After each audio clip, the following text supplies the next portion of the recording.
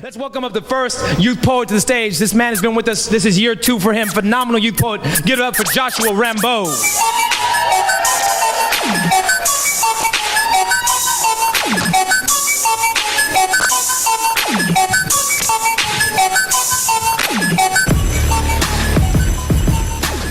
Can y'all hear me? Yeah. Cool beans. This poem is called Side Effects. Popping pills since the first grade, every day like some grade A drug addict with no intent on attending NA any day. Me? No way. Guess what? I just lied. Popping pills is something someone does commit suicide, so I don't have to be associated with something that can amputate lives and make a family realize that they have just lost a mother, a father, a daughter, a son, and millions of people take medication for their problems. I'm just saying, why do I have to be one of them, you know? Why? Because I have ADHD and it sucks for me, not because of the whole drug addict thing. I was just exaggerating, but man, it can get aggravating when you got this hyperactive person inside you and you can't run from it, hide from it, or control it because it is you. It would be nice to do what I was told for once, like take responsibility for grades and chores and such, and doing anything between that of being a poet and a thespian, and doing something more constructive and thinking about women all the time. Sisters nowadays make a brother head spin. And academically at school, I felt like a clown in a circus stack. And my craft is balancing on thumbtacks, but my school doesn't have all that. So what does that leave me? At the bottom, where the other clowns be. And the worst part about it all is when a teacher leans over and looks at me in the eye and says, "Hey, did you take your meds?" And I look at her like, "Did you hear what you just said? No? Then you clearly haven't read the fine print that isn't always will be my 2 cents after every comment you make in class. Or is it that I am moving too fast around the large masses, cracking jokes like crackheads crack the small rocks that hold the thoughts from the last bag of smack they bought? Or am I blurting out all the wrong answers to all the right questions as if I have Tourette's syndrome and this is my first therapy session?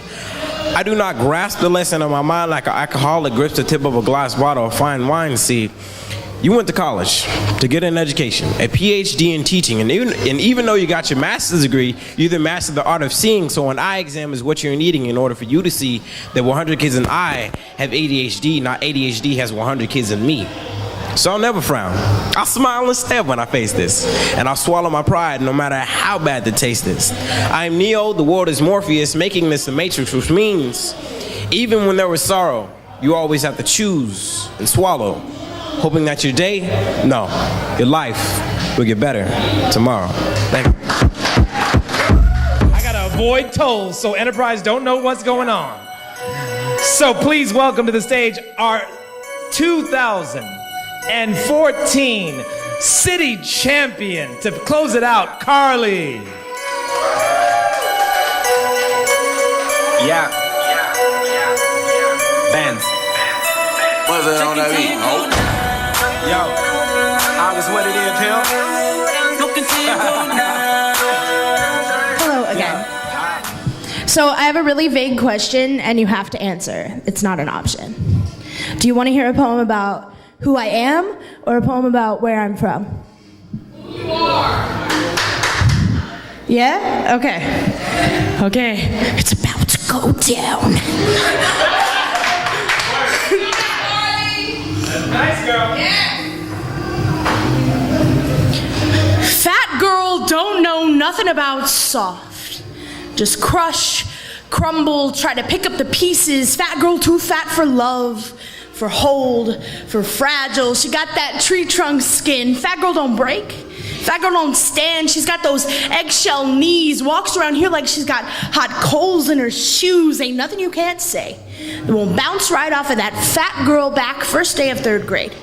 6 a.m. Found my seat in the middle of that war zone school bus, waved goodbye to my mother, while the high school boy behind me unwraps his breakfast, chews it up, and spits it in my face because he swore I was hungry. Hey, fat girl. You called Jenny yet? Hey, fat girl, why didn't you try eating Subway for a change? Hey, fat girl, I hear the donut shop across town throws out the leftovers around 12 p.m. Better start walking now. Everybody's entitled to fat girl. Except for her.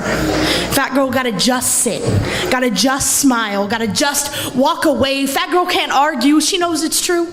Fat girl learned at an early age. This is that forever kind of war, that sleep with both eyes open kind of war, that everybody's armed, except for fat girl kind of war. A recent article by Matt Forney titled "Why Fat Girls Don't Deserve to Be Loved" gave a list of instructions on how to abolish the fat girl population. 1.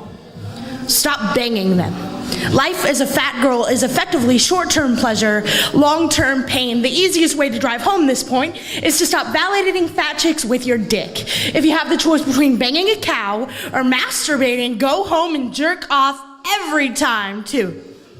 Don't interact with fat girls. Treat them like you would a child molester or a card-carrying Nazi. This includes family. If your sisters, aunts, cousins insist on being losers, treat them like losers. 3. Remind fat girls that they are vermin. Don't judge a book by its cover as a complete lie. 9 times out of 10, ugly on the outside equals ugly on the inside, and fat girls are the ugliest of all. Mr. Forney, 19 years of playing target in a shooting range full of gunmen who only know how to take what doesn't belong to them and crush it between their fingers, and fat girl is only allowed to say thank you. More, please. I am not your fetish. I am not your cheap laugh on guys' night out. I am woman. My insides are nothing but burning village, and I'm still standing all eggshell knees and tree trunk skin. Hell hath no fury like a fat girl underestimated. This skin is saving you from the Hiroshima in my chest. You might want to appreciate it while you still have the time. This fuse is getting shorter. I'm going to Mount St. Helens all over your shooting range, and when I do, I will dance, I will sing, I will love like hailstorm, because fat girl don't know nothing about soft.